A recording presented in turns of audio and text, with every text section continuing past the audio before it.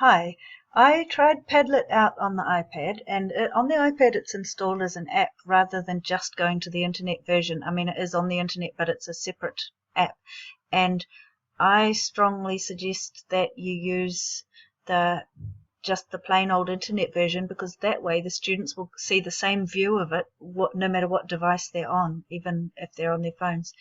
Now, to get to the internet version on the iPad, all you do is you open Safari, which, because these iPads don't have Chrome on them, but it does the exact same thing. You'd open Safari, which just basically is a web browser, gets you onto the internet, and you would search up top for padlet.com. And from here on in, what you're seeing on the iPad will be identical to what I'm seeing on the laptop, which is what I'm recording on right now. So this is not the best, most useful thing I've just done, because I just realized I'm already signed in to Padlet. So I'm going to sign out because I want to show you exactly what you would see. And so it's off to the right of the screen, but I've just clicked on log out. So you're, and they'll miss me. That's nice. So you would, I just want to show them what they'd see when they go to padlet.com on their iPad. It would look like this. Then you'd get your students up here to log in. But before, hang on, jumping back a step, assuming what we're aiming to do is for the teacher or one person in the class to make a Padlet and for everyone else to contribute to it. The teacher, first of all, would need to log in. So I'm going to go through how you do that now. And I'm going to log in with Google. And that's just because I know that the password's saved on my laptop, except if you were doing this on the iPad in Safari, you'd have to type in your password, but I'm already signed in on my laptop, so it's done it for me. So now I'm signed in just using my school Google account, and what I'm seeing is a whole lot of garbage here that you won't be seeing, because this is just because I've been using it in classes. So these are all the Padlets that I've previously used with classes, but when you just log into Padlet the first few times, you won't see a whole lot of stuff. It'll be quite empty. Then you go up here to New Padlet and you hit that bright pink button up there that says New Padlet, and it has given me a default background, and it's kind of cute. It gives you a different one every time. But you know what, I'm going to just shrink my window because the right hand side keeps getting cut off, so I'm just going to make it that size. Good, so you can see my whole screen. So it's given me the default settings, and then it's opened this little window here for me where I can edit those default settings. I just want to show you the other view of it. If for some reason you don't have your little settings up there, you'd click on the little wee cog. You open that and it gives you things you can change, such as the title of your Padlet, which is usually the question. So, what do you think about the colour blue, or whatever you're doing in class?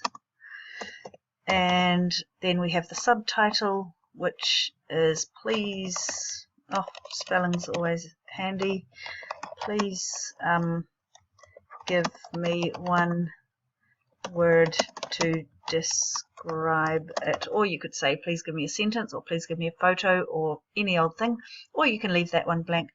Now the layout, we're scrolling down that little side menu. At the moment the layout, I'm happy with freeform, but if it gets unwieldy and crazy and messy once the students are writing on it, I can change it to stream, which is a nice straight line, or grid, which is nice tidy boxes. I can change my background wallpaper to something.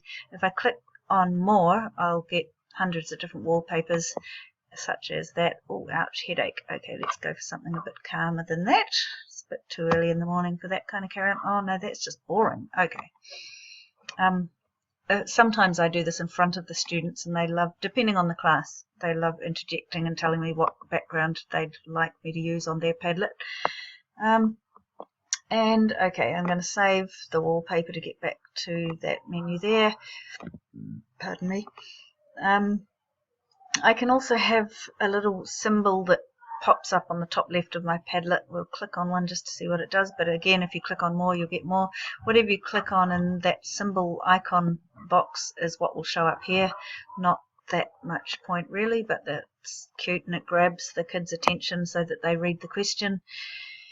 Scrolling down, the next thing to worry about, the really handy thing is that you can edit the address, because as it is now, if I was all ready to go to share my Padlet with my students, the address I'd have to write up on the board or email to them, or however I want to give them the address to go to, would be https://padlet.com/MsRonald, because that's my username in Padlet, but yours, it just makes one for you.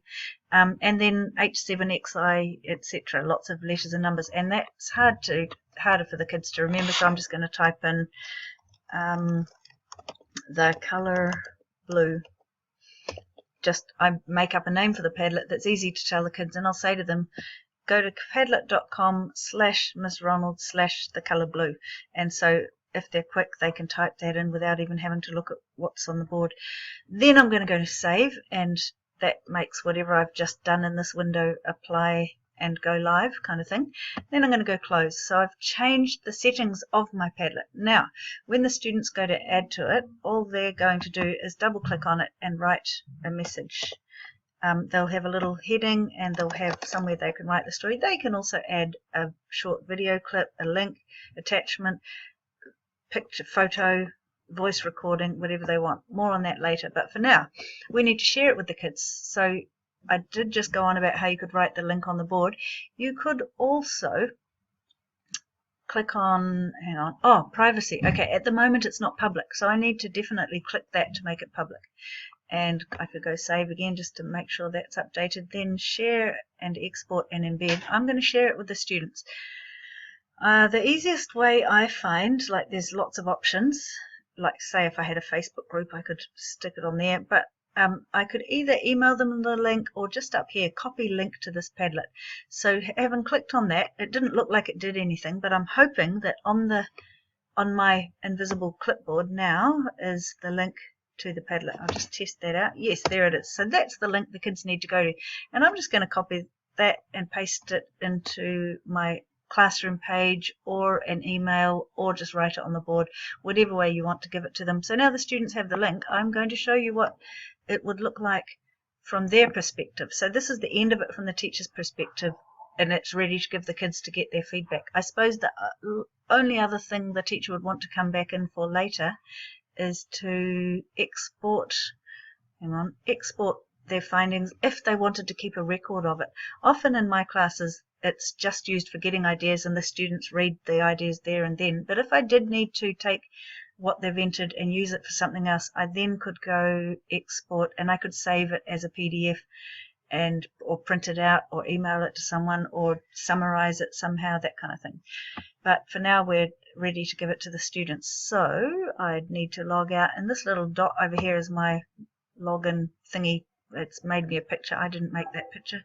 And I'm going to go, where's the log out button? I'm not seeing it. Okay, somewhere you'd think there would be a log out button. I wonder if it's hiding behind there. No, not really. Okay, I'll go home. So I'm going back to my Padlet home screen, I assume. Yes, slowly. And surely now I can log out. Yes, log out. And I'm just on any old Google page there. Okay, and I'm putting in that link that we copied earlier that the teacher has written up on the board, and it takes me to Padlet, and there's no little circle up here. What? Oh no, that's who made it. So now it knows I'm not logged into Padlet anymore.